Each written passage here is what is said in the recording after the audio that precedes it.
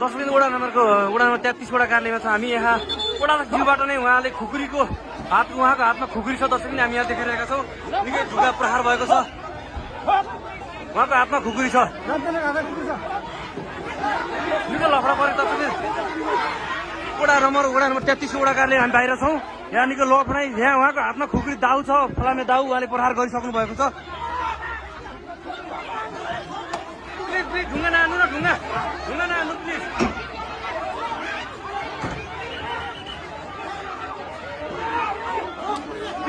Please ढुङ्गा नहाल्नु, ढुङ्गा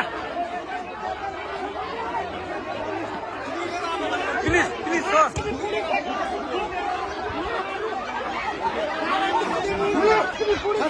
मिलेर गर्नु प्लिज होइन। ढुङ्गा नहाल्नु प्लिज, ढुङ्गा नहाल्नु के औरा लाग्छ ढुङ्गा नहाल्नु भन्नु त दाइ। ढुङ्गा हाल्नु नभन्नु प्लिज, औरा लाग्छ। दिदी प्लिज ढुङ्गा प्लिज ढुङ्गा नहाल्नु औरा लाग्छ कि प्लिज। हामी हिँडिरहेको छौँ। खुकुरी लिएर आउनु भएको छ होइन। औरा लाग्छ बोल्नु प्लिज ढुङ्गा नहाल्नु सर। प्लिज ढुङ्गा नहाल्नु त औरा लाग्छ होइन। प्लिज होइन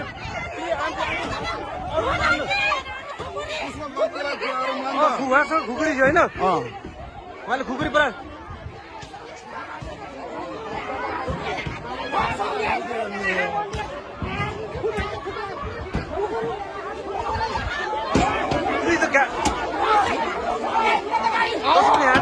पुरै गाडी फोडिएको छ ढुङ्गाले।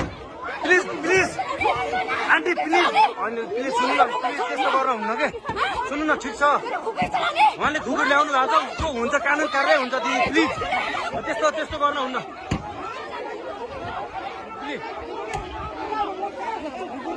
हो ठिक छ, सबैले देखेको छ सर। प्लिज रोक्नु कि तपाईँले रोक्नु पर्छ होइन। जेल भयो नि अर्को घटना हुनसक्छ सर। प्लिज ढुङ्गा होइन।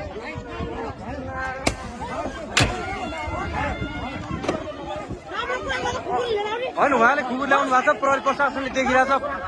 प्लिज सुन्नु न भाइ हेलो भाइ सुन्नु न प्लिज सुन्नु न। होइन प्रहरी प्रशासनले उहाँको खुकुरी देखेछ, त्यस्तो नगर्नु प्लिज। दाइ भएकै छोडिदिनु, औरा लाग्छ कि प्लिज। हजुरहरू बुझ्नुहुन्छ नि यत्रो। उहाँले ल्याउनु भएको छ, सबैले देखेछ। प्लिज रोक्नु सर।